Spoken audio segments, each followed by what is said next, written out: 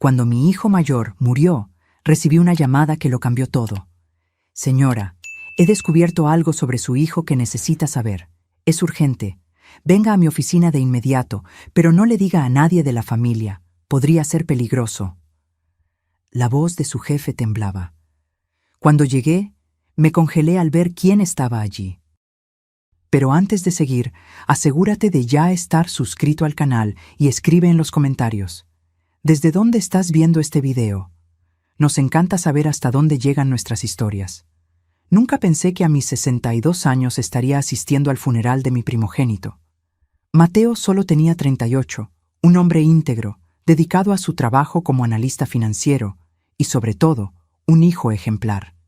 Dicen que ninguna madre debería enterrar a su hijo, y ahora entendía el dolor devastador detrás de esas palabras.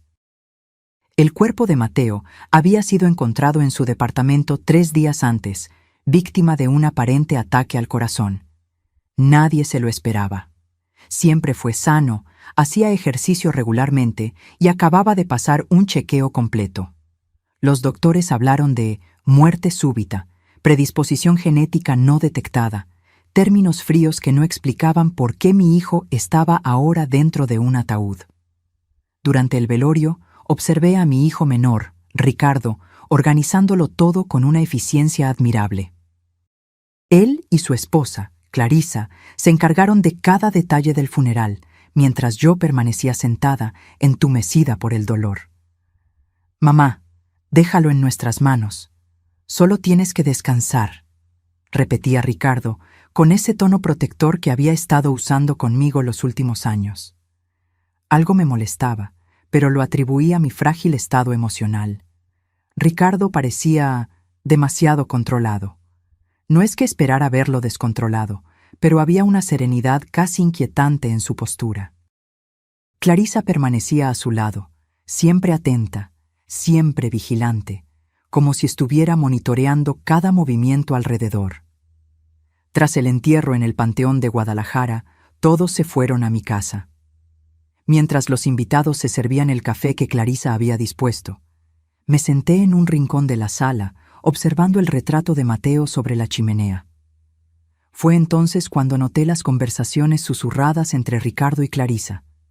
Miradas cruzadas. Algo parecía fuera de lugar. «Mamá, necesitamos hablar sobre el futuro», dijo Ricardo, sentándose a mi lado cuando los últimos invitados se fueron. «Esta casa es demasiado grande para ti sola. Clarisa y yo hablamos y creemos que sería mejor que la vendieras y te mudaras a un departamento más pequeño o quizás a esa comunidad de jubilados cerca de nuestra casa en Zapopan».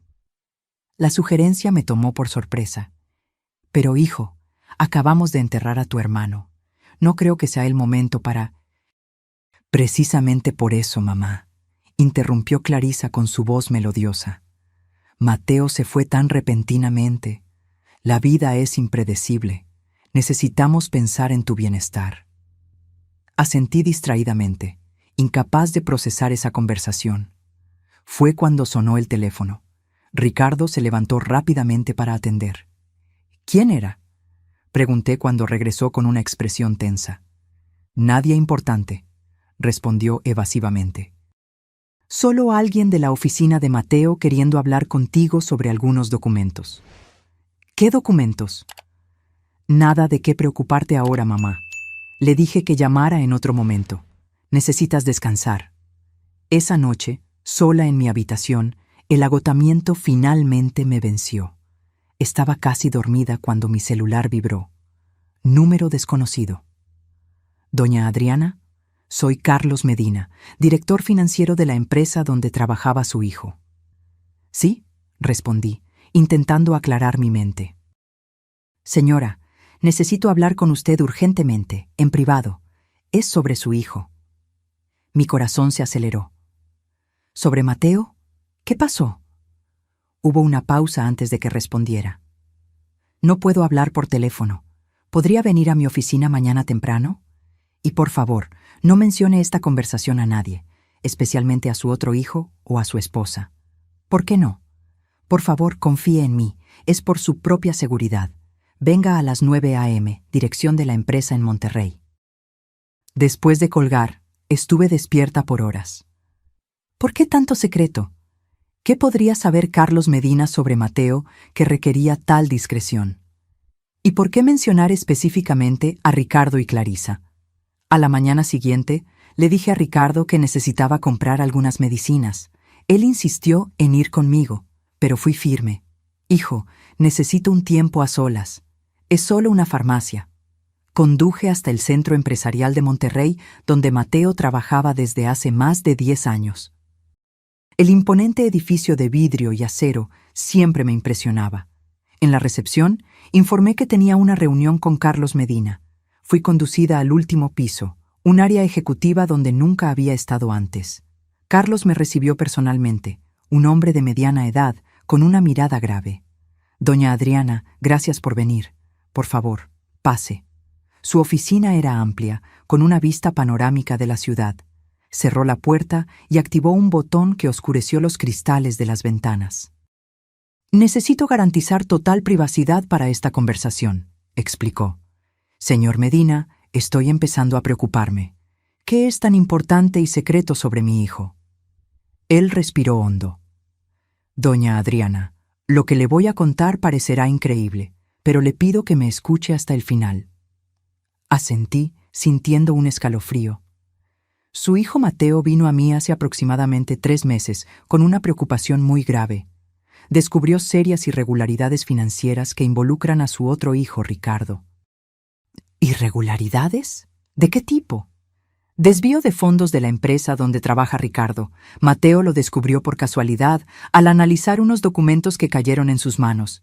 Pero eso fue solo el comienzo. Carlos tomó una carpeta gruesa de su cajón y la abrió frente a mí. Mateo descubrió que Ricardo no solo estaba desviando dinero, sino que planeaba algo mucho más serio que la involucraba a usted. Miré los documentos, viendo copias de correos electrónicos, extractos bancarios, algo que parecía ser un contrato de venta de mi casa con mi firma falsificada. No entiendo, murmuré, sintiendo que la sala daba vueltas. Doña Adriana, Mateo descubrió que Ricardo y Clarisa tienen deudas enormes, apuestas, inversiones fallidas, un estilo de vida muy por encima de lo que pueden pagar. Planean vender su casa y transferir todo su patrimonio a ellos lo antes posible. Pero eso no tiene sentido. Necesitarían mi autorización. Exacto. Y fue ahí donde Mateo se preocupó de verdad. Encontró comunicaciones entre Ricardo y un médico, discutiendo cómo podrían declararla a usted mentalmente incapacitada para tomar decisiones. Sentí como si el aire hubiera sido succionado de mis pulmones. Eso es absurdo. Lamentablemente, no lo es. Mateo recolectó todas estas pruebas. Cuando confrontó a Ricardo, la situación se puso peligrosa. ¿Peligrosa cómo? Carlos dudó. Doña Adriana, Mateo temía por su propia vida. Fue entonces cuando decidimos que necesitaba desaparecer temporalmente. ¿Desaparecer? ¿Qué quiere decir? Carlos miró hacia la puerta del baño privado de su oficina. Se abrió lentamente y entonces vi lo imposible. Mateo entró en la oficina. Mi hijo, a quien había enterrado 3 días antes, estaba vivo, frente a mis ojos. Mamá, dijo suavemente, con los ojos vidriosos. Todo se oscureció a mi alrededor. La última cosa que recuerdo es haber oído a Mateo gritar mi nombre mientras caía. Cuando recobré el sentido, estaba acostada en el sofá de la oficina. Mateo sostenía mi mano. Por un momento, pensé que todo no era más que un sueño cruel. El funeral, el dolor, todo. Mamá, soy yo, dijo él, apretando mi mano. Perdóname por el sufrimiento que te causé. Fue la única manera de protegerte. ¿Cómo? Murmuré, tocando su rostro, sintiendo su piel cálida, real. Te enterramos. Vi tu cuerpo. No era yo, explicó Mateo gentilmente. Carlos me ayudó a falsificar todo. El cuerpo era de un hombre no identificado de la morgue, con características físicas parecidas a las mías. Tenemos contactos que nos ayudaron con los documentos necesarios. Miré a Carlos, que asintió gravemente. Sé que parece una mala película de espías, mamá, pero cuando descubrí lo que Ricardo estaba planeando, me di cuenta de que necesitaba tiempo para reunir todas las pruebas y protegerte. Si simplemente desaparecía, él sospecharía.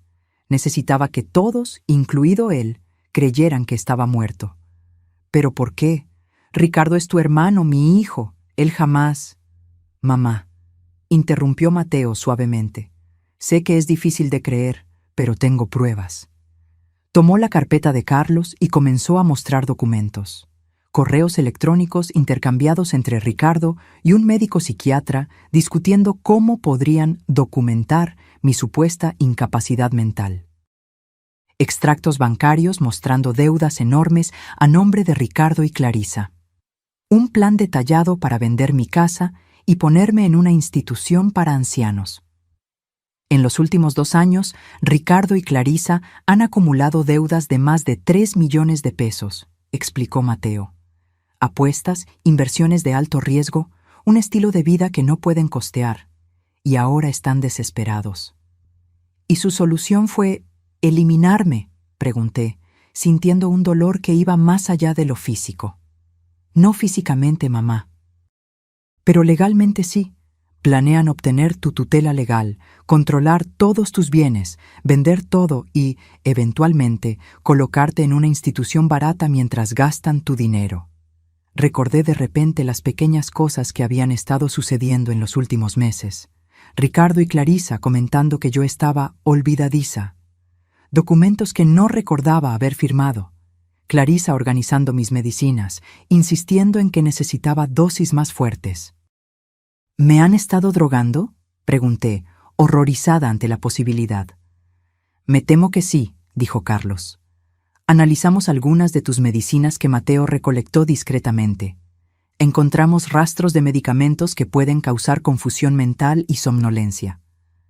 Por eso me sentía tan cansada últimamente, murmuré. Pensé que era depresión, la edad. Parte de eso puede ser, dijo Mateo gentilmente. Pero ellos estaban ayudando al proceso. Me quedé en silencio, intentando procesar todo aquello. Mi propio hijo, planeando robar todo lo que construí en una vida entera de trabajo. Y para eso, dispuesto a declararme incapaz, a apagarme mientras aún respiraba. ¿Qué hacemos ahora?, pregunté finalmente. Necesitamos ser cuidadosos, dijo Carlos. Ricardo no puede saber que Mateo está vivo o que tú descubriste el plan. Aún no. ¿Continuamos con la farsa entonces? ¿Yo finjo que nada pasó? Por ahora, dijo Mateo. Estamos reuniendo más pruebas, involucrando a las autoridades correctas. Cuando tengamos todo en orden, confrontaremos a Ricardo y Clarisa legalmente. Miré a mi hijo vivo, y sentí una mezcla de alegría por tenerlo de vuelta y un dolor profundo por la traición del otro. ¿Cómo voy a mirar a Ricardo sabiendo todo esto?, pregunté.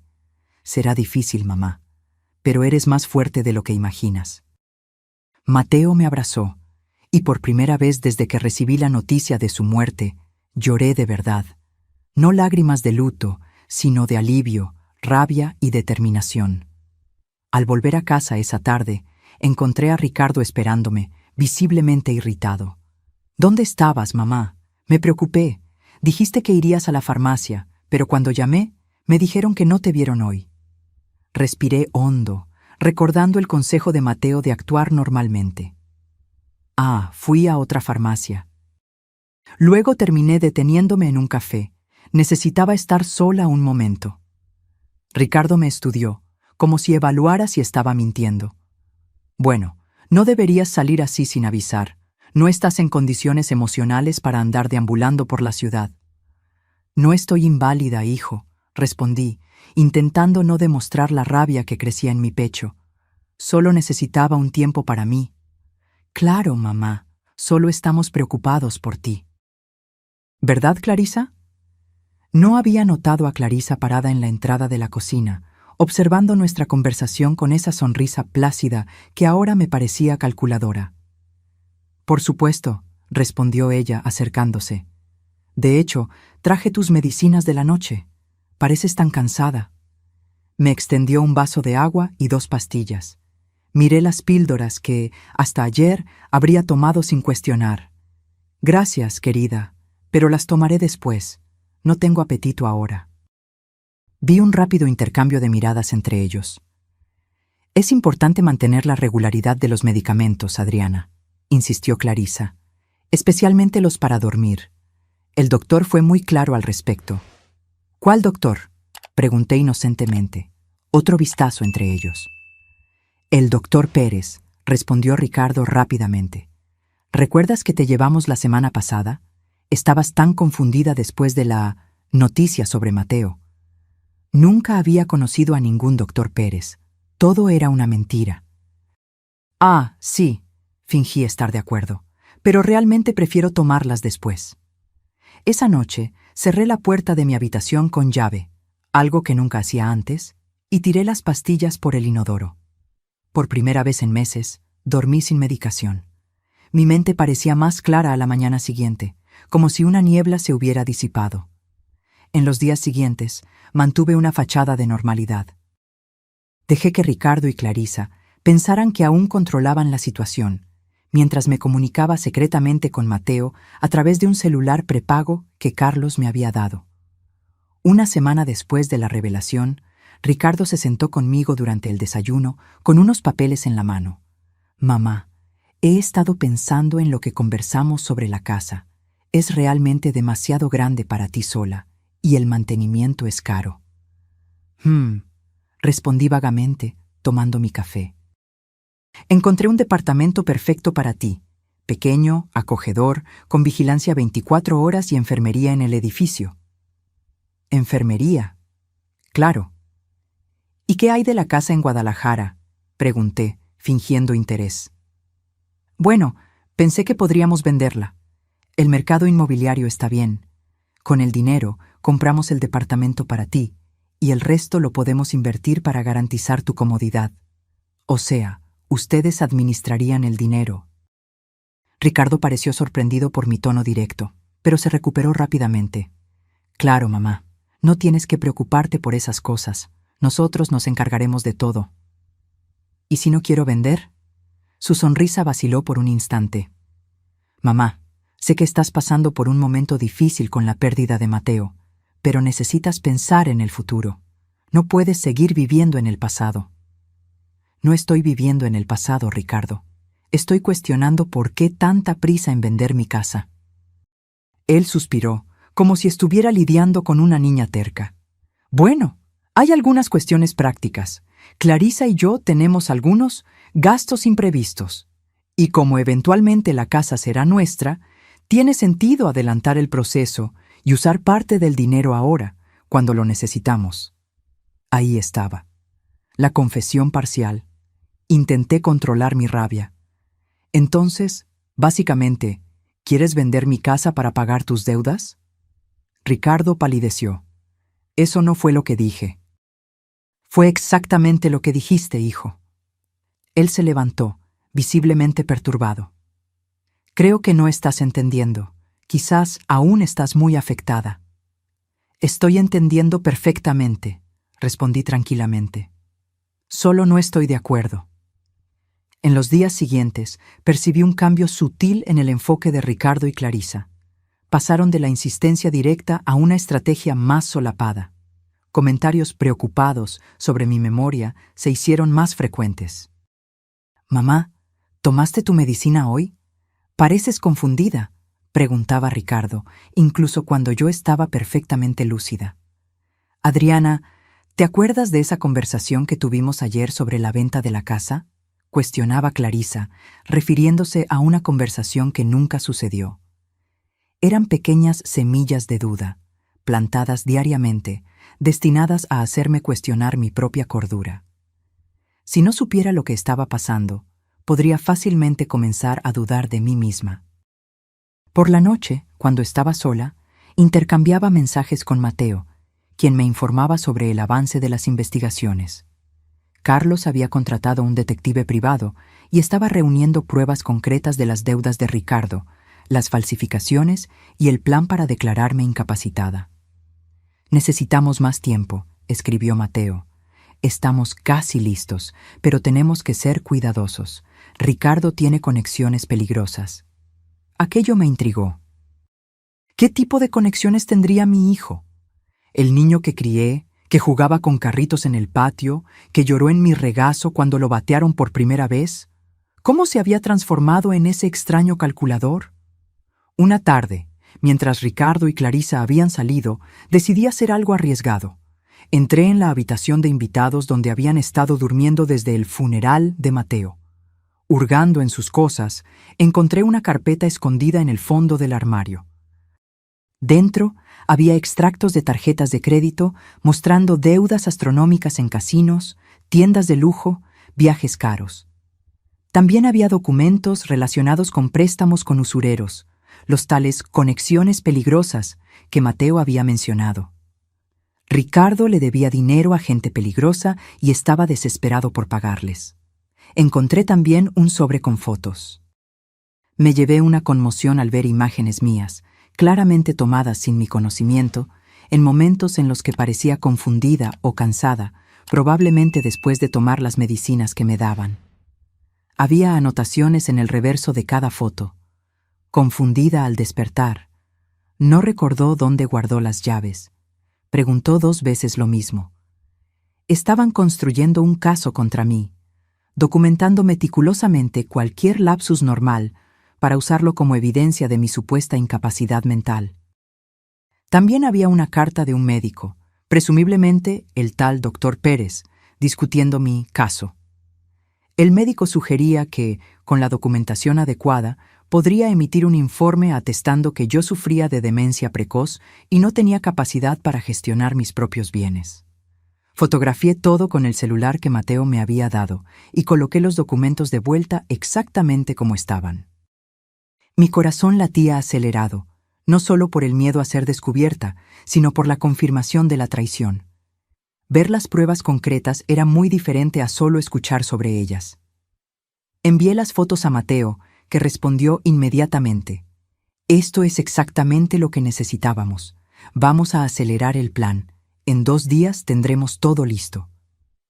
Esa misma noche, durante la cena, Ricardo trajo de nuevo el asunto de la casa.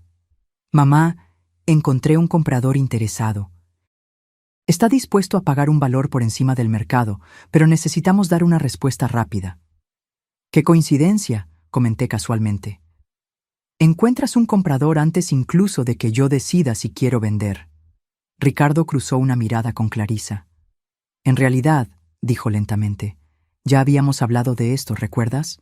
Tú acordaste que sería lo mejor.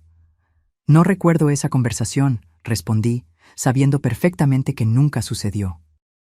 ¿Ves?, dijo Clarisa, con una expresión de preocupación exagerada. De esto estamos hablando, Adriana. Esos lapsus de memoria se están volviendo más frecuentes. No es un lapsus de memoria, afirmé firmemente. Es imposible que olvide haber acordado vender mi casa. Mamá, Ricardo suspiró. Esto se está complicando. Quizás sea hora de considerar una evaluación más seria. El doctor Pérez mencionó que... ¿Qué doctor Pérez?, interrumpí, fingiendo confusión. Nunca he consultado a ningún doctor Pérez. Otro intercambio de miradas. El geriatra que te atendió el mes pasado, dijo Clarisa pacientemente, como si hablara con una niña. ¿De verdad no recuerdas? No, no recuerdo, respondí, porque nunca sucedió. Ricardo dejó los cubiertos y me encaró. Mamá, esto es exactamente lo que nos preocupa. Has tenido estos episodios. Niegas cosas que sucedieron, olvidas conversaciones importantes. O tal vez, sugerí, ustedes están diciendo que tuvimos conversaciones que nunca sucedieron. El silencio que siguió fue tenso. Me di cuenta de que había ido demasiado lejos. No debía confrontarlos aún. Disculpen, retrocedí. Estoy cansada. Creo que me iré a dormir temprano hoy. Claro, mamá, dijo Ricardo, el alivio visible en su rostro. Clarisa te llevará tus medicinas. No es necesario, respondí rápidamente. Ya las tomé. ¿Las tomaste?, preguntó Clarisa, frunciendo el ceño. ¿Cuándo? Antes de la cena. Otro intercambio de miradas. Mamá, no deberías tomar medicinas sin supervisión. Puedes confundirte con las dosis. He estado tomando estas medicinas durante años, Ricardo. Sé cómo funcionan. Me retiré a mi habitación, cerrando la puerta con llave de nuevo. Segundos después, oí suaves golpes. «¿Adriana?», llamó Clarisa. «Te traje un té». «No quiero, gracias», respondí. «Pero te ayudará a dormir». «Estoy bien, Clarisa. Solo quiero estar sola». La oí dudar del otro lado de la puerta. Luego sus pasos se alejaron. Tomé el celular escondido y escribí a Mateo. «Se están volviendo más insistentes. Creo que se dieron cuenta de que ya no estoy tomando sus medicinas. No sé cuánto tiempo más puedo mantener esta farsa». La respuesta llegó rápida. «Aguanta solo un día más, mamá. Mañana por la noche todo estará resuelto». A la mañana siguiente, Ricardo anunció que tenía una sorpresa. «Mamá, logré agendar una consulta con un especialista en memoria. Nos atenderá esta tarde». «¿Hoy?», cuestioné. «¿Tan de repente?». «Es un favor especial», explicó él.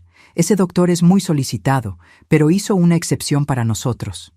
Sospeché inmediatamente. ¿Sería este el tal doctor Pérez que emitiría el informe falso? Estaban acelerando el plan, probablemente presionados por los acreedores. «No sé, Ricardo. No me siento muy bien hoy». «Más un motivo para ir», insistió él. «El doctor puede recetarte algo más eficaz que esas medicinas antiguas que tomas». Necesitaba ganar tiempo. Envié un mensaje discreto a Mateo informando sobre la consulta. «No vayas de ninguna manera», respondió él. «Es una trampa. Estamos acelerando nuestro plan también. Quédate en casa hoy. Inventa cualquier excusa». «Ricardo», dije, saliendo de la habitación después de intercambiar mensajes con Mateo. «Lo siento, pero no voy a poder ir a la consulta. Acabo de recordar que agendamos desalojar el departamento de Mateo hoy. La inmobiliaria llamó». La expresión de Ricardo se endureció. «Eso puede esperar, mamá. Tu salud es más importante». «No, no puede», insistí. «El contrato termina hoy. Si no retiramos las cosas, las van a desechar. Son los últimos recuerdos de tu hermano». Ricardo parecía a punto de explotar, pero se contuvo. «Está bien», dijo, controlando la voz. «Voy a reprogramar la consulta. Pero mañana sin falta, ¿de acuerdo?» «Claro», acepté, sabiendo que para entonces todo ya habría cambiado. Esa tarde, Ricardo salió para resolver algunas cosas. Clarisa se quedó en casa, observándome como un halcón. Insistió en que tomara un té, que educadamente rechacé. Sugirió que descansara, que viéramos una película juntas, cualquier cosa para mantenerme bajo su vista. Alrededor de las 5 de la tarde, sonó el timbre. Clarisa fue a atender y regresó con una expresión pálida. «Adriana», dijo con la voz temblorosa, «hay alguien queriendo hablar contigo, sobre Mateo». Me levanté del sofá, sintiendo que el corazón se aceleraba. ¿Estaría el plan de Mateo ya en acción? En la sala de entrada encontré a un hombre alto de traje, con una placa policial en las manos. «¿Señora Adriana Campos?», preguntó él. «Soy el comandante Rodríguez. Necesito hablar con usted sobre su hijo, Mateo Campos». «Sí, claro», respondí, intentando mantener la compostura. Clarisa se acercó, poniendo su mano en mi hombro en un gesto que antes yo interpretaría como apoyo, pero ahora reconocía como control. «Soy Clarisa, su nuera. ¿Qué pasó?». El comandante la miró con expresión neutra. «Si no le importa, necesito hablar con la señora Adriana en privado». «Pero ella está frágil», insistió Clarisa. «Perdió a su hijo recientemente». «Comprendo, pero es un asunto confidencial». «Está todo bien, Clarisa», intervine. «Podemos usar el despacho». Conduje al comandante hasta el despacho que había sido de mi difunto marido y cerré la puerta. Apenas estuvimos a solas, él habló en voz baja. «Señora Adriana, soy amigo de Carlos Medina. Su hijo Mateo me buscó con evidencias bastante serias sobre actividades ilegales que involucran a su otro hijo, Ricardo. Así que eso era. El plan estaba en marcha. Estamos a punto de arrestar a Ricardo por fraude, falsificación e intento de interdicción judicial fraudulenta, continuó él. Pero antes, necesitamos garantizar su seguridad. Existe la posibilidad de que Ricardo reaccione de manera impredecible cuando sepa que fue descubierto. ¿Qué debo hacer?, pregunté, sintiendo una mezcla de alivio y aprehensión. Un equipo policial está posicionado cerca de su casa. Estamos esperando que Ricardo regrese para efectuar la detención. ¿Y Clarisa?, pregunté. ¿Está involucrada también? Sí, tenemos pruebas de que fue cómplice en todo el esquema. Ambos serán detenidos. Intenté procesar la magnitud de todo aquello. Mis 2 hijos, uno fingiendo su propia muerte para protegerme, el otro conspirando contra mí. Hay una cosa más que necesita saber, añadió el comandante, bajando aún más la voz. Su hijo Mateo está aquí. Mi corazón dio un salto. ¿Aquí? ¿Dónde? En el coche, a una cuadra de distancia. Él insistió en estar presente, a pesar de los riesgos. ¿Quiere verlo antes de que arrestemos a Ricardo? Sí, respondí sin dudar. El comandante tomó su celular y envió un mensaje rápido. Voy a crear una distracción para Clarisa.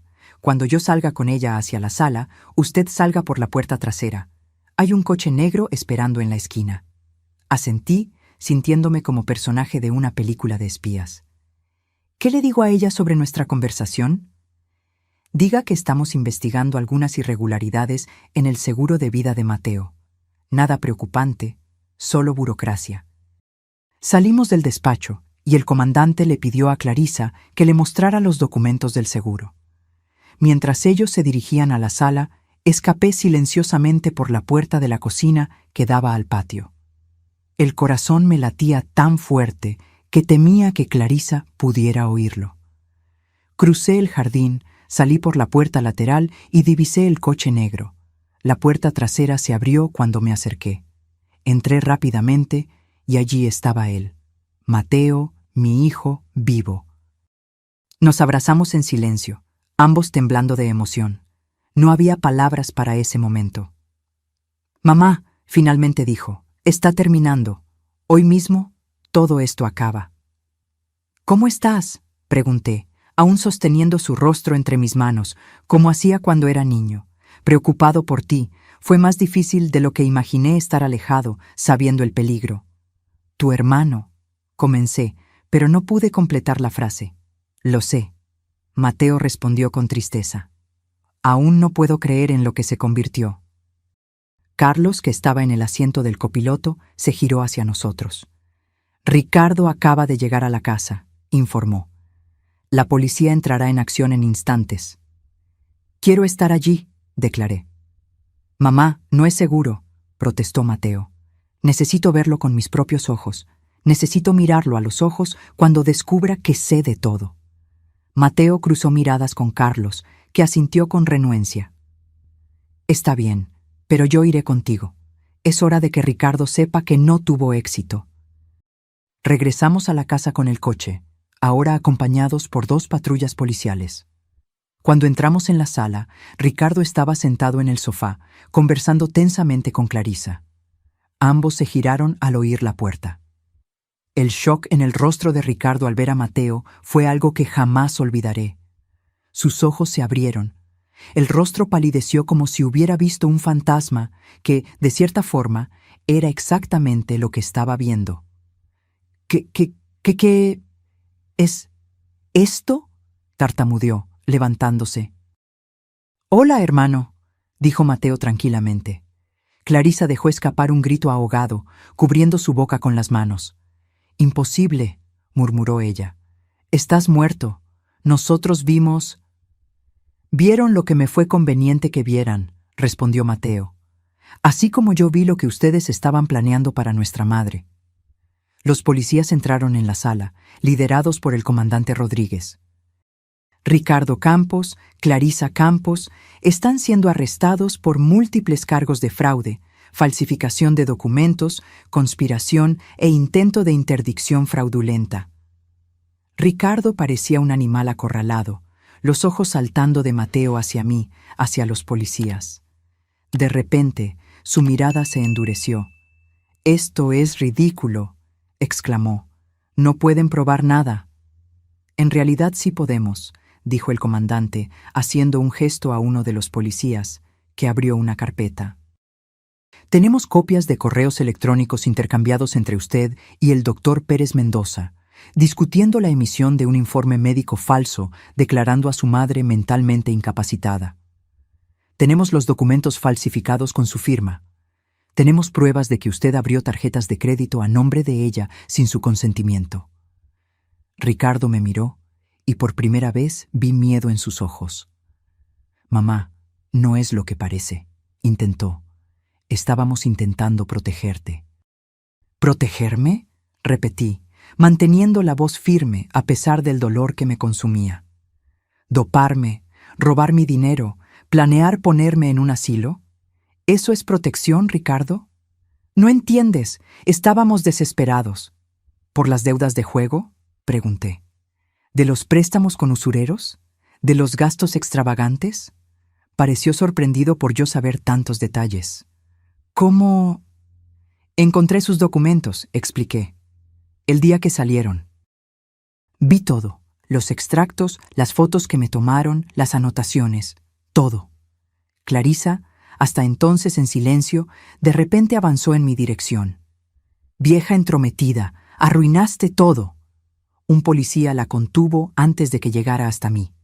«Clarisa Campos, queda usted arrestada». Mientras los policías esposaban a la pareja, miré a Ricardo, no más el niño que crié, sino un extraño cuyos ojos ardían de rabia. «Esto no termina aquí», amenazó mientras era llevado. «Tengo conexiones. Te vas a arrepentir». Mateo puso el brazo alrededor de mí, protegiéndome como siempre había hecho. «Terminó, mamá», dijo él suavemente. «Ellos no pueden lastimarte más». Pero mientras veía a mi hijo menor siendo llevado por la policía, sabía que algunas heridas nunca cicatrizarían completamente. Los días que siguieron a la detención de Ricardo y Clarisa fueron un torbellino de emociones y burocracia. Declaraciones a la policía, reuniones con abogados, interminables formularios para anular las falsificaciones y deshacer el daño financiero que habían causado. Pero en medio de todo ese caos había una profunda alegría. Mateo estaba vivo.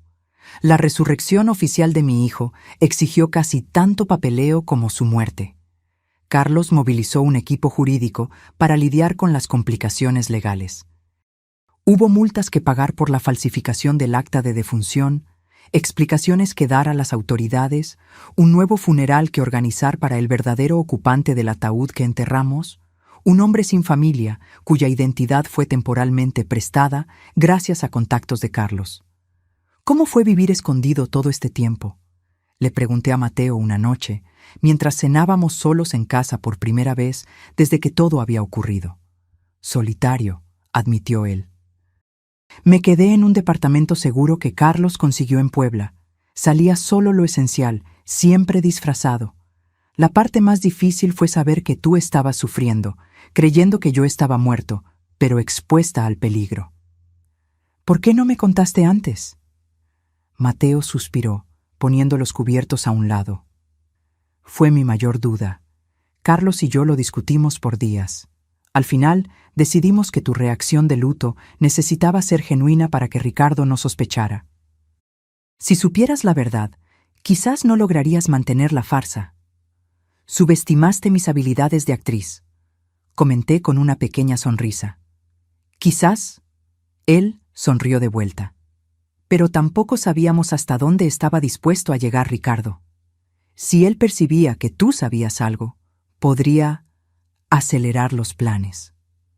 La implicación flotó pesada entre nosotros. ¿Hasta dónde habría llegado mi propio hijo para conseguir lo que quería? «Las audiencias comienzan la próxima semana», comenté, cambiando de tema.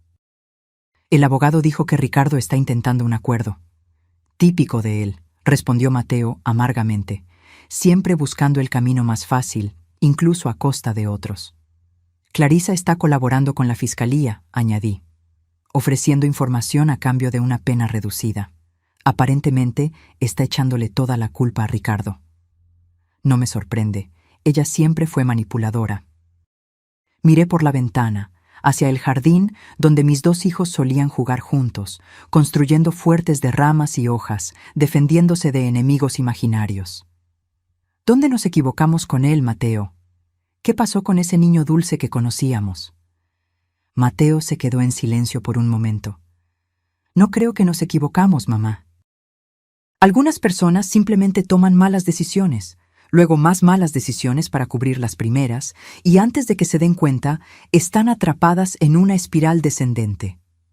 Pero intentar robar a su propia madre, doparme, internarme. Sus deudas eran peores de lo que imaginábamos. El detective descubrió que Ricardo debía más de 4 millones de pesos a usureros ligados al crimen organizado. Estaban amenazando su vida y la de Clarisa. Podría haber pedido ayuda, argumenté. Habríamos encontrado una solución. ¿Orgullo, quizás? ¿Vergüenza? ¿O tal vez fue tan lejos que ya no veía camino de vuelta? Me quedé pensando en las palabras de Mateo. Cuántas pequeñas decisiones, cuántas mentiras mi hijo se había contado a sí mismo para justificar sus acciones. ¿En qué momento cruzó la línea, transformándose de hijo amoroso en conspirador dispuesto a destruir a su propia madre? La semana siguiente, enfrentamos la primera audiencia del caso. La Fiscalía presentó evidencias abrumadoras: los correos electrónicos, los documentos falsificados, los testimonios del médico que había sido sobornado para emitir el informe falso. El abogado de Ricardo argumentó que él había actuado bajo coacción, temiendo por su vida debido a las deudas con criminales. Intentó pintar a mi hijo como una víctima de las circunstancias, alguien que cometió errores por desesperación, no por maldad.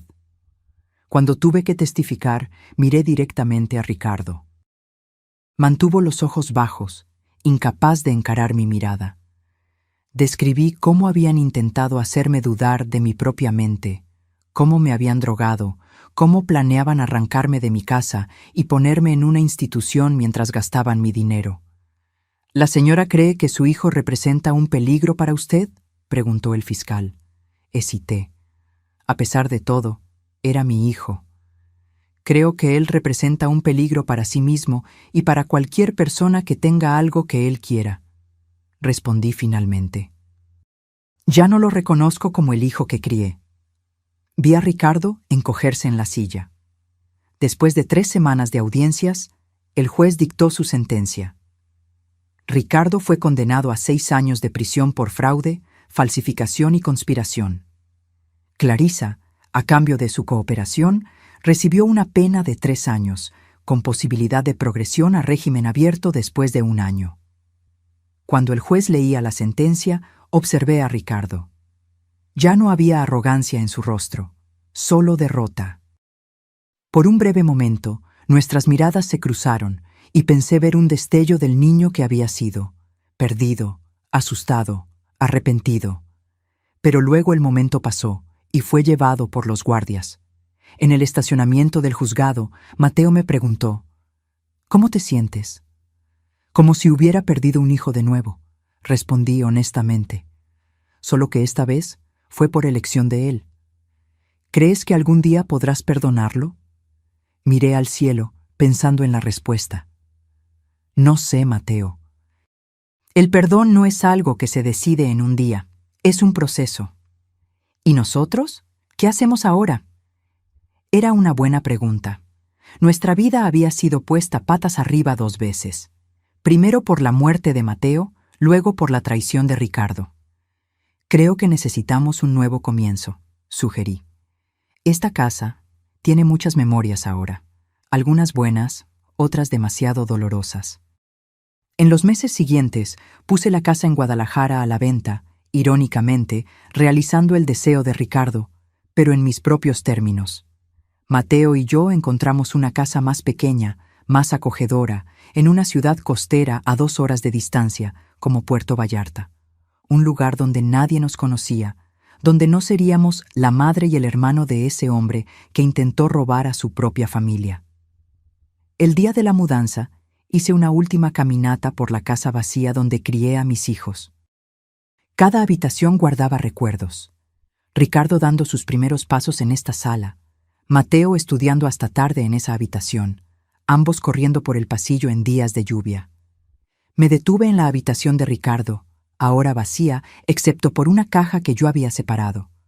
Fotos de él creciendo, sus boletas escolares, los dibujos que me hacía para el Día de la Madre. No pude deshacerme de esos recuerdos, incluso después de todo. ¿Lista?, preguntó Mateo, parado en la puerta.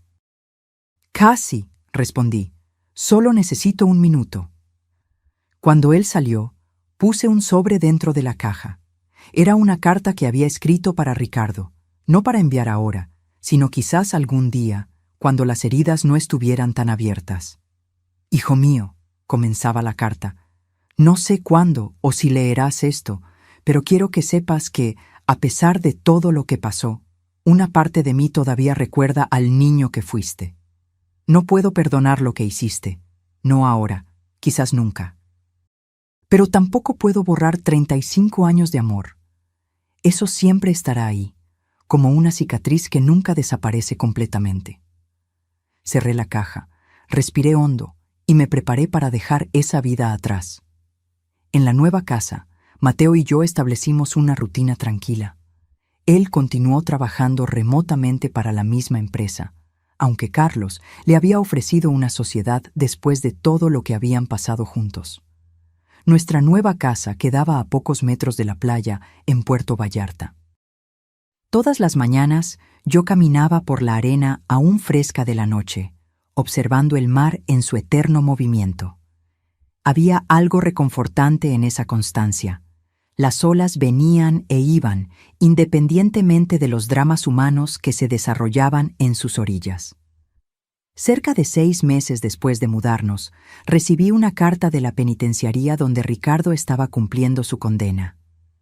Me quedé mirando el sobre por mucho tiempo antes de abrirlo, incierta si quería leer lo que estaba dentro. «Vamos a enfrentarlo juntos», dijo Mateo sentándose a mi lado en el sofá. Con manos temblorosas, abrí el sobre. «Mamá», comenzaba la carta. No sé por dónde empezar. Las palabras disculpa o perdóname parecen tan pequeñas cerca de lo que hice que casi no vale la pena escribirlas. Pero son las únicas que tengo. Aquí dentro tengo mucho tiempo para pensar. Pensar en cómo llegué a este punto. En cómo pude conspirar contra la persona que me dio la vida, que sostuvo mi mano cuando di mis primeros pasos, que se quedó despierta noches enteras cuando tuve fiebre. No estoy pidiendo tu perdón, sé que no lo merezco. No estoy pidiendo que me visites o que me escribas de vuelta. Solo necesitaba que supieras que, en medio de esta oscuridad en la que me encuentro, finalmente estoy viendo con claridad el monstruo en el que me convertí. La terapia obligatoria de la prisión me ha ayudado a entender mis patrones de comportamiento, cómo una mentira llevó a otra, cómo me convencí de que el dinero y el estatus eran más importantes que la familia, cómo racionalicé cada decisión terrible, diciéndome a mí mismo que era solo temporal, que un día lo compensaría todo. Sé que las palabras son solo palabras, especialmente viniendo de alguien que mintió tanto como yo, pero son sinceras, por más que eso pueda sonar vacío ahora. Si algún día, años en el futuro, sientes que puedes darme la oportunidad de demostrar con acciones el arrepentimiento que siento, estaré esperando. Si no, lo entenderé. Ya has sufrido suficiente por mi culpa. Con amor, aunque he probado no merecer usar esa palabra, Ricardo. Cuando terminé de leer, me di cuenta de que estaba llorando.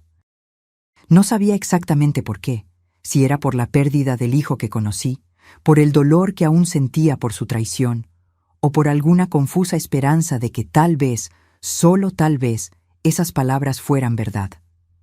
Mateo permaneció en silencio, respetando mi momento. «¿Qué piensas?», pregunté finalmente. «Honestamente, no sé», respondió él. Ricardo siempre fue bueno con las palabras. ¿Recuerdas cómo lograba salirse de problemas en la escuela? ¿Cómo convencía a los maestros de que merecía una segunda oportunidad? Asentí, recordando cómo mi hijo menor tenía el don de encantar a las personas. Pero también sé que las personas pueden cambiar, continuó Mateo, especialmente cuando tocan fondo, y Ricardo ciertamente llegó allí. ¿Tú conseguirías perdonarlo algún día?, pregunté. Mateo pensó por un momento.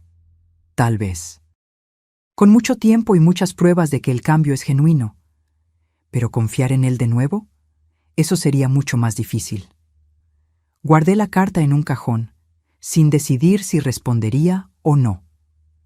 Algunos días después, durante mi caminata matinal en la playa, encontré a una señora mayor sentada en un banco, observando el mar. Comenzamos a conversar, como sucede en ciudades pequeñas. Su nombre era Amalia. Tenía 78 años y vivía sola desde que su marido había fallecido. Cuando mencioné que me había mudado recientemente a la ciudad, ella preguntó el motivo. Sorprendentemente, me encontré contándole la historia completa, sobre la falsa muerte de Mateo, la conspiración de Ricardo, todo. Era la primera vez que hablaba de eso con alguien aparte de Mateo, Carlos y los abogados. ¿Sabes?, dijo Amalia cuando terminé. Tengo una historia no muy diferente. Me contó que, décadas atrás, su hija había robado todos sus ahorros para sustentar una adicción a las drogas. Había mentido, manipulado e incluso amenazado a su propia madre. Durante años no hablé con ella, explicó Amalia. No podía.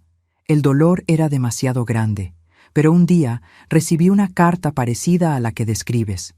La ignoré. Luego vino otra y otra más. Por 3 años, mi hija me escribió mensualmente, sin que yo respondiera una sola vez. ¿Y qué pasó?, pregunté. Al 4.º año, decidí leer todas las cartas de una vez.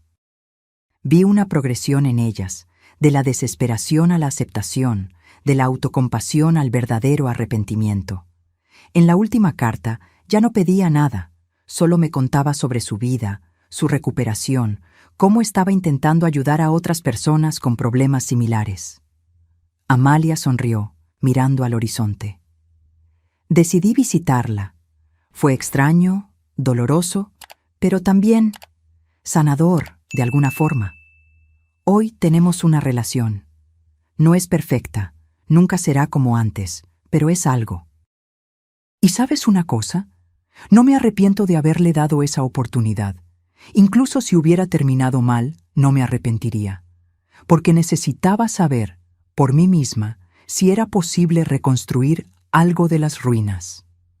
Sus palabras se quedaron conmigo por días. La semana siguiente, escribí una breve respuesta para Ricardo. Recibí tu carta. No estoy lista para perdonar u olvidar. Tal vez nunca lo esté, pero estoy dispuesta a leer lo que tengas que decir. Eso es todo lo que puedo ofrecer ahora. Fue el inicio de una correspondencia cautelosa. Al principio, intercambiábamos cartas cada mes. Ricardo me contaba sobre su rutina en la prisión, las sesiones de terapia, los trabajos que realizaba allí dentro. Nunca pedía nada, nunca presionaba por visitas o perdón. Mateo, inicialmente escéptico, comenzó a admitir que tal vez había un cambio genuino en su hermano. Las cartas parecen diferentes, comentó él después de leer una de ellas con mi permiso. Menos manipuladoras, más reflexivas. Un año después de la primera carta, Ricardo mencionó que estaba participando en un programa de rehabilitación financiera, aprendiendo a lidiar con el dinero de forma responsable. También estaba dando clases de matemáticas para otros reclusos, ayudándoles a conseguir su diploma de bachillerato. Descubrí que enseñar me da un propósito que el dinero nunca me dio, escribió él. Ver a alguien entender un concepto nuevo, ver el orgullo en los ojos de hombres que la sociedad descartó cuando logran resolver un problema, eso no tiene precio. En el 2.º año de nuestra correspondencia, tomé una decisión difícil. Iría a visitarlo. ¿Estás segura?, preguntó Mateo, preocupado. No tienes que hacer esto si no estás lista. Necesito verlo con mis propios ojos, respondí. Necesito mirarlo a los ojos y sentir si hay verdad en lo que escribe. El día de la visita llegó, frío y nublado. La penitenciaría era un lugar opresor, muros altos, cercas de alambre de púas, guardias armados. Pasé por diversos procedimientos de seguridad antes de ser conducida a la sala de visitas. Cuando Ricardo entró, casi no lo reconocí. Estaba más delgado, el cabello corto al estilo militar de la prisión, el rostro marcado por una seriedad que nunca había tenido antes. Sus ojos, sin embargo, eran los mismos, los ojos de mi hijo menor, ahora vidriosos al verme. «Mamá», dijo simplemente, su voz embargada. «Ricardo», respondí, manteniendo la compostura. Nos sentamos en lados opuestos de una mesa simple. Por algunos minutos, ninguno de nosotros pudo decir nada. «Gracias por venir», finalmente habló. «No esperaba...» «Yo tampoco», admití. «Fue una decisión de última hora». «¿Cómo está Mateo?», preguntó él. Era la primera vez que mencionaba a su hermano en nuestras correspondencias. «Está bien. Aún tiene pesadillas sobre el funeral falso». Ricardo bajó los ojos. «Yo lo siento mucho por todo. Sé que no significa mucho, pero...» «¿Por qué, Ricardo?», interrumpí, la pregunta escapándose de mí antes de que pudiera contenerla. «¿Por qué fuiste tan lejos?». Él respiró hondo, como si hubiera esperado esa pregunta.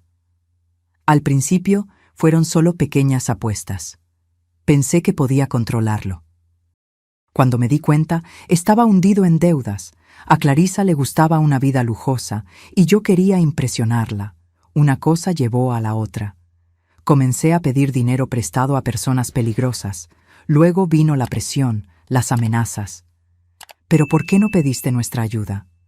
Orgullo, vergüenza, y después de un tiempo, las deudas eran tan grandes que sabía que ustedes no podrían ayudar, incluso si quisieran.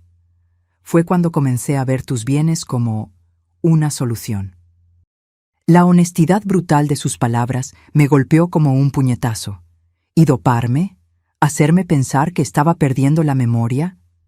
Él cerró los ojos, como si no pudiera soportar su propio reflejo en mis ojos. Cada paso parecía una pequeña transgresión en el momento. Una medicina más fuerte para que durmieras y no te dieras cuenta cuando tomábamos documentos. Luego, para que no cuestionaras cuando habláramos de conversaciones que nunca sucedieron. Fue una pendiente resbaladiza. Cada pequeña mentira hacía la próxima más fácil. Nuestra conversación continuó por casi una hora.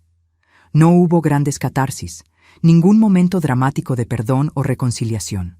Solo dos adultos, madre e hijo, intentando entender cómo habían llegado a ese punto.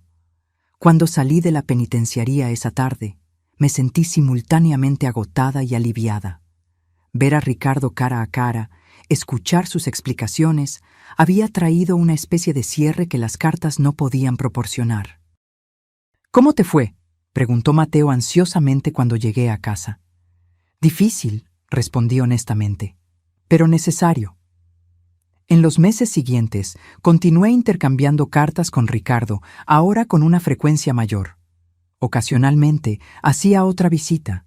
Mateo se negaba a acompañarme.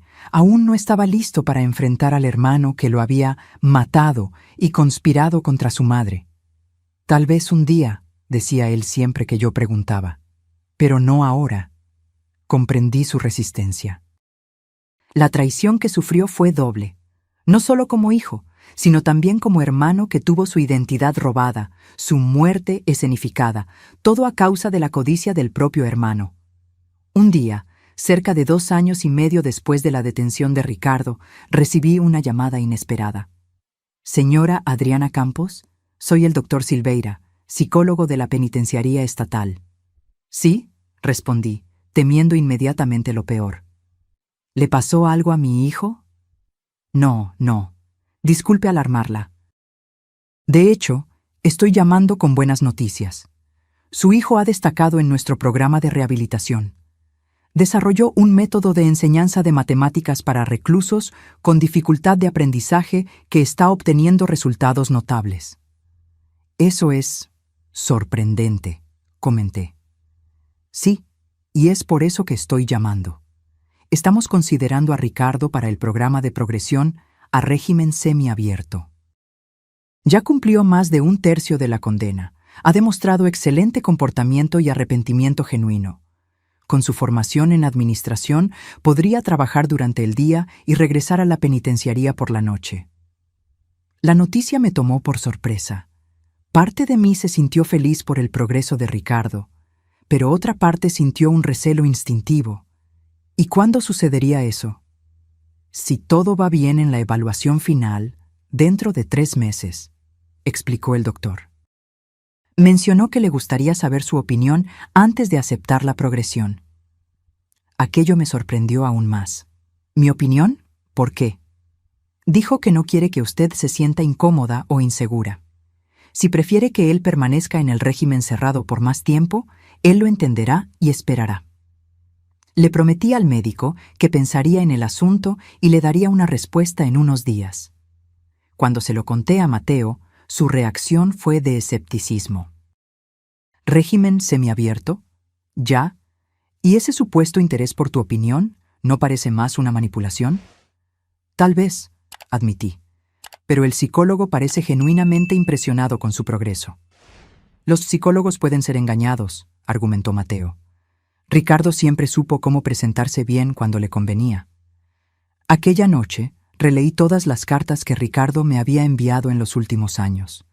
Buscaba señales de manipulación, de falsedad, de un plan a largo plazo. Pero lo que vi fue una progresión, de las primeras cartas llenas de autocompasión hasta las más recientes, donde hablaba de los otros reclusos que ayudaba, de las pequeñas satisfacciones de ver a alguien aprender algo nuevo, de la terapia que finalmente lo hacía comprender sus propios demonios. La semana siguiente, durante mi visita regular, confronté a Ricardo sobre la llamada del psicólogo. ¿Por qué pediste mi opinión sobre tu progresión de régimen? Pareció genuinamente sorprendido. Yo pensé que era lo mínimo que podía hacer, respondió Ricardo, su mirada directa y sin desviaciones. Después de todo el mal que causé, no quiero que te sientas amenazada o insegura por yo estar más libre. ¿Y si digo que prefiero que continúes en el régimen cerrado? Entonces eso es lo que haré, respondió él simplemente. Esperaré el tiempo que sea necesario. Estudié su rostro, buscando señales de falsedad, de cálculo. No encontré nada más que una aceptación resignada. ¿Por qué estás enseñando matemáticas a otros reclusos? Pregunté, cambiando de tema. Su rostro se iluminó ligeramente. Comenzó por casualidad. Uno de los muchachos de mi pabellón estaba intentando conseguir el bachillerato, pero estaba teniendo dificultades con el álgebra. Me ofrecía ayudar. Pronto otros comenzaron a pedirme también. Hizo una pausa. Estos hombres, mamá, muchos nunca tuvieron una oportunidad real en la vida. Algunos apenas saben leer. Cuando veo el orgullo en sus ojos al resolver un problema por primera vez, es como si yo estuviera haciendo algo que realmente importa.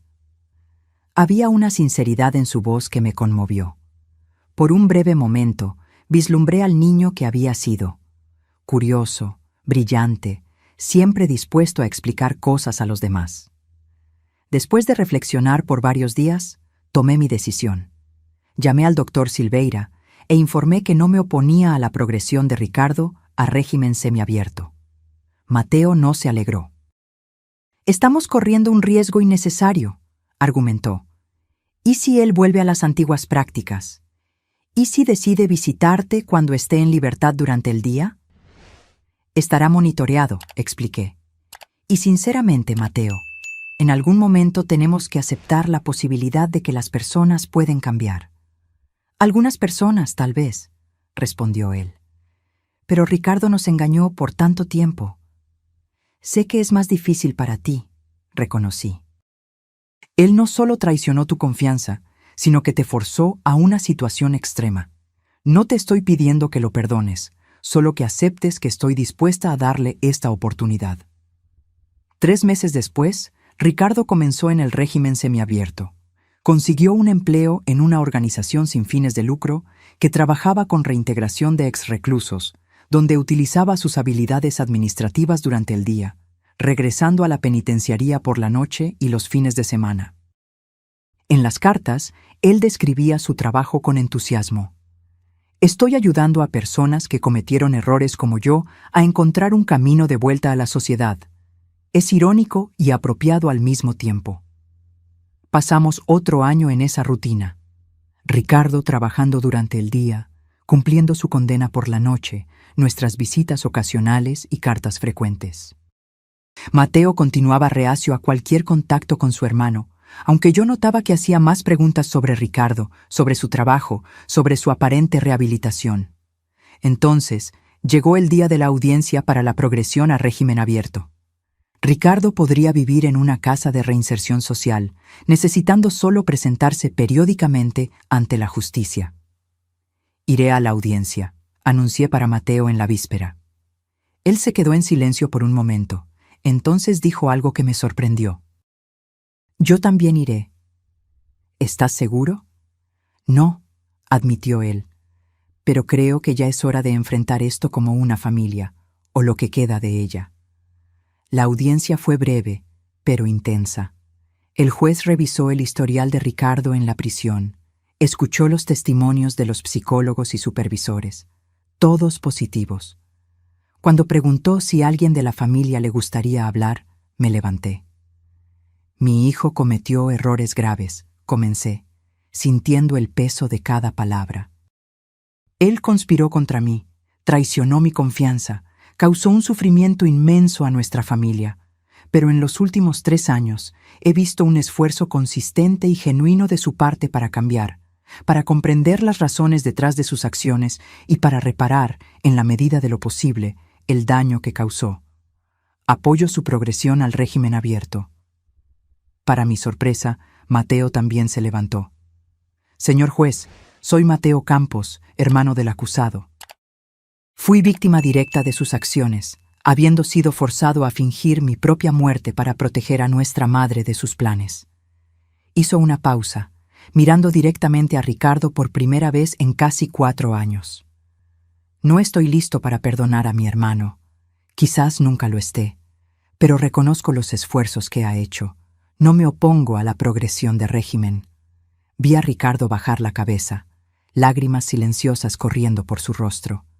El juez concedió la progresión. Cuando la audiencia terminó, Ricardo se acercó a nosotros con vacilación. Gracias, dijo simplemente. No merezco esto, pero voy a intentar estar a la altura de la oportunidad que me están dando. Mateo solo asintió brevemente, aún incapaz de expresar cualquier afecto. Pero aquel pequeño gesto significaba más que 1000 palabras. En las semanas siguientes, Ricardo se estableció en una casa de reinserción social, continuando su trabajo en la ONG. Comenzó también un curso nocturno de licenciatura en matemáticas.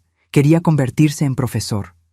Descubrí que enseñar me da un propósito que nunca encontré antes, escribió él. Quiero hacer algo que realmente importe, que ayude a otras personas. Cerca de 6 meses después de su mudanza al régimen abierto, Ricardo pidió algo que me tomó por sorpresa. Quería invitarnos, a Mateo y a mí, a un almuerzo. Entiendo completamente si se niegan, escribió. Pero me gustaría tener la oportunidad de estar con ustedes fuera del ambiente de la penitenciaría, como una familia, o al menos intentarlo. Le mostré la carta a Mateo, esperando su negativa inmediata. Él leyó en silencio. Luego suspiró profundamente. Creo que es hora, dijo finalmente, no por él, sino por nosotros, para cerrar este capítulo de alguna forma.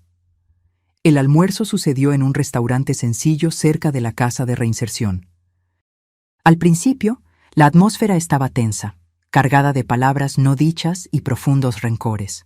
Pero poco a poco, a medida que la comida avanzaba, algo comenzó a cambiar. No fue una reconciliación milagrosa.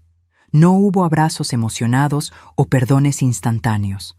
Solo 3 personas intentando encontrar un nuevo modo de coexistir, conscientes del pasado, pero no completamente prisioneras de él. Los años siguientes fueron un lento proceso de reconstrucción. Ricardo terminó de cumplir su condena. Consiguió su diploma de profesor de matemáticas y comenzó a trabajar en una escuela pública en la periferia de Ciudad de México, enseñando a adolescentes en situación de vulnerabilidad. Nuestros almuerzos en familia se hicieron más frecuentes, mensuales, luego quincenales. Mateo y Ricardo nunca recuperaron la cercanía que tenían en la infancia, pero desarrollaron un respeto cauteloso uno por el otro. Heridas profundas como las nuestras no cicatrizan completamente, pero con el tiempo, el dolor agudo fue dando lugar a una aceptación melancólica. 5 años después de aquella llamada que cambió todo, recibimos una invitación de Ricardo. Se estaba graduando con honores en su licenciatura y le gustaría que estuviéramos presentes. En la ceremonia, observé a mi hijo menor recibir su diploma, el rostro maduro y sereno, tan diferente del hombre desesperado y codicioso que había conspirado contra su propia madre. A su lado, una joven profesora de la misma escuela donde trabajaba, Marina, su novia desde hace casi un año, una mujer gentil que conocía toda nuestra historia y aún así eligió quedarse a su lado. ¿Estás bien?, preguntó Mateo, notando mis ojos vidriosos. Estoy pensando en cuán impredecible es la vida, respondí. Si alguien me hubiera dicho hace 6 años que estaríamos los 3 aquí hoy, celebrando la graduación de Ricardo, lo habrías creído una locura, completó él. Y aún así, aquí estamos. Después de la ceremonia, Ricardo se acercó a nosotros, sosteniendo su diploma y trayendo a Marina de la mano. Gracias por venir, dijo él, la voz embargada. Significa más de lo que puedo expresar. Estamos orgullosos de ti, respondí, y me di cuenta de que era verdad. Mateo extendió la mano hacia su hermano, un gesto que, por su simplicidad, cargaba un peso enorme. Buen trabajo, dijo él simplemente. Esa noche, después de que Mateo se fue a casa, me quedé sentada en el balcón de mi casa a la orilla del mar en Puerto Vallarta, reflexionando sobre la extraordinaria jornada que nuestra familia había recorrido. De la traición a la redención, del luto al renacimiento, de la desconfianza a la posibilidad de confianza renovada. Pensé en cómo nuestras vidas habían sido transformadas por una única decisión desesperada de Mateo: fingir su propia muerte para protegerme. ¿Qué habría pasado si él no hubiera sido tan vigilante, si no hubiera descubierto los planes de Ricardo a tiempo? Probablemente yo estaría en alguna institución, drogada y confundida, mientras Ricardo y Clarisa agotaban mis ahorros. O tal vez peor. Pensé también en Clarisa, que cumplió su pena reducida y desapareció de nuestras vidas. Según los últimos rumores, se había casado con un empresario en otra ciudad, reinventándose completamente. Esperé sinceramente que ella también hubiera encontrado un camino mejor. Me di cuenta de que estaba sonriendo, a pesar de todo. No porque el pasado no importara, siempre importaría, siempre sería parte de quienes éramos, sino porque habíamos encontrado una manera de no dejar que definiera nuestro futuro. A la mañana siguiente, Ricardo apareció para un café. Estaba nervioso, inquieto. «Hay algo que quiero preguntarte», dijo él finalmente. «Entenderé perfectamente si la respuesta es no». «¿Qué es?» «Marina y yo estamos pensando en casarnos el próximo año». «Eso es maravilloso», respondí sinceramente. Marina era una buena influencia en su vida, un ancla de estabilidad. «Sí, pero... bueno, estamos buscando un lugar para vivir. Algo pequeño, modesto, cerca de la escuela donde trabajamos, y estaba pensando si me prestarías un poco de dinero para el enganche». Sentí una punzada de aprehensión. El dinero había sido el detonante de toda la tragedia en nuestra familia. «No es mucho», continuó él rápidamente, percibiendo mi vacilación. «Tengo algunos ahorros, Marina también. Sería solo para complementar. Y claro, haríamos un contrato formal, con pagos mensuales». Levanté la mano, interrumpiéndolo. «Ricardo, voy a pensarlo». No porque no confíe en ti ahora, sino porque necesitamos ser cuidadosos con estas cuestiones en nuestra familia, considerando nuestro historial. Él asintió, visiblemente aliviado de que yo no me hubiera negado de inmediato. «Claro, mamá, tómate el tiempo que necesites, y si la respuesta es no, lo entenderé completamente. Cuando él salió, llamé a Mateo. Le conté sobre la petición de Ricardo. ¿Qué piensas?, pregunté. Hubo un largo silencio del otro lado de la línea. Creo que es una prueba, dijo él finalmente. No para Ricardo, sino para nosotros, para ver si realmente creemos que él cambió. ¿Y tú crees? Otro silencio. Creo que él está intentando, respondió Mateo con cautela. Creo que ya no es la persona que era, pero creo que debemos ser prudentes.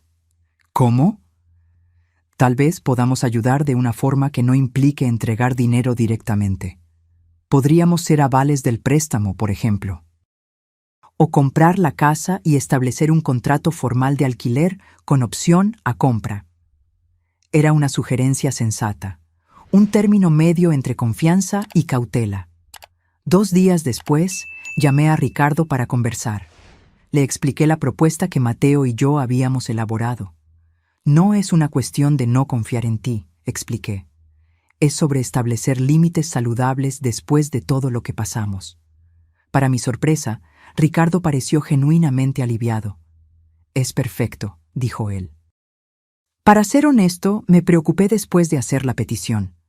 Pensé que podría dar la impresión equivocada, que podría parecer que estoy volviendo a los viejos hábitos. ¿Pensaste en eso? Pienso en eso todos los días, mamá. Tengo miedo de volver a ser la persona que era, de decepcionarlos de nuevo, de decepcionarme. Es una lucha constante. Aquella honesta admisión significó más para mí que cualquier promesa grandiosa podría significar. En los meses siguientes, trabajamos juntos para encontrar una casa adecuada para Ricardo y Marina cerca de Ciudad de México. Mateo, con su conocimiento financiero, estructuró un contrato justo que protegía a todas las partes. Era un ejercicio de confianza cautelosa, de reconstrucción gradual. El día en que Ricardo y Marina se mudaron a la nueva casa, hicimos una pequeña celebración. Solo nosotros 4, con una comida sencilla en el patio recién adquirido.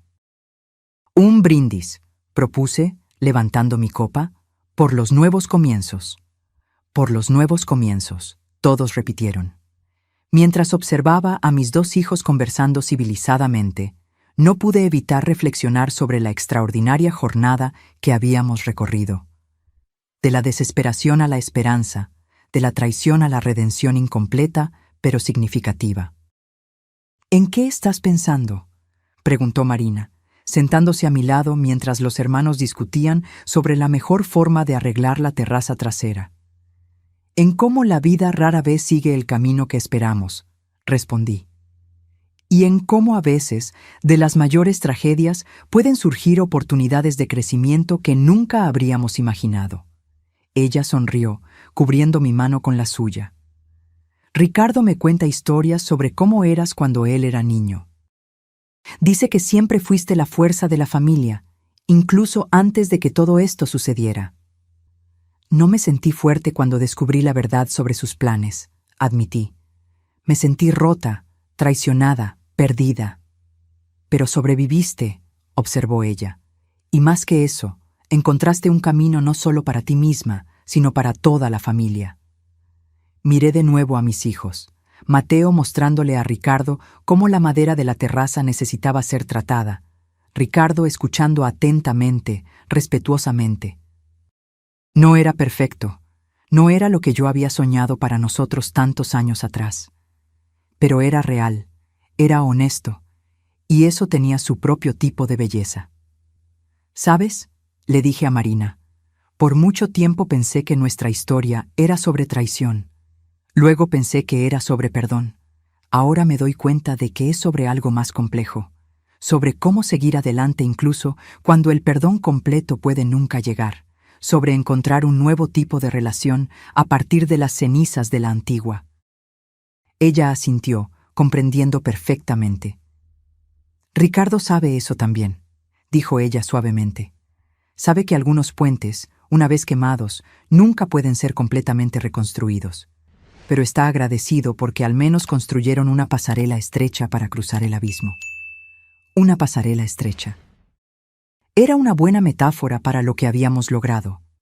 No el amplio puente de la confianza irrestricta que teníamos antes, sino una conexión frágil, cuidadosamente mantenida, que permitía algún tipo de relación. Cuando el sol comenzó a ponerse, lancé una última mirada a mis hijos antes de anunciar que era hora de irme. Estaban lado a lado ahora, no exactamente cerca, pero tampoco distantes, trabajando juntos para medir tablas para la terraza. Era una imagen que yo nunca habría imaginado posible 6 años atrás, cuando recibí aquella llamada fatídica del jefe de Mateo. Una imagen que hablaba no de finales felices perfectos, sino de superación, resistencia y de la compleja, imperfecta, pero profundamente humana capacidad de volver a empezar. Ahora, si te gustó esta historia, haz clic en suscribirse y dime en los comentarios, ¿qué parte te dejó con la boca abierta? Y no olvides hacerte miembro para tener acceso a videos exclusivos que no publico aquí. Te espero allí.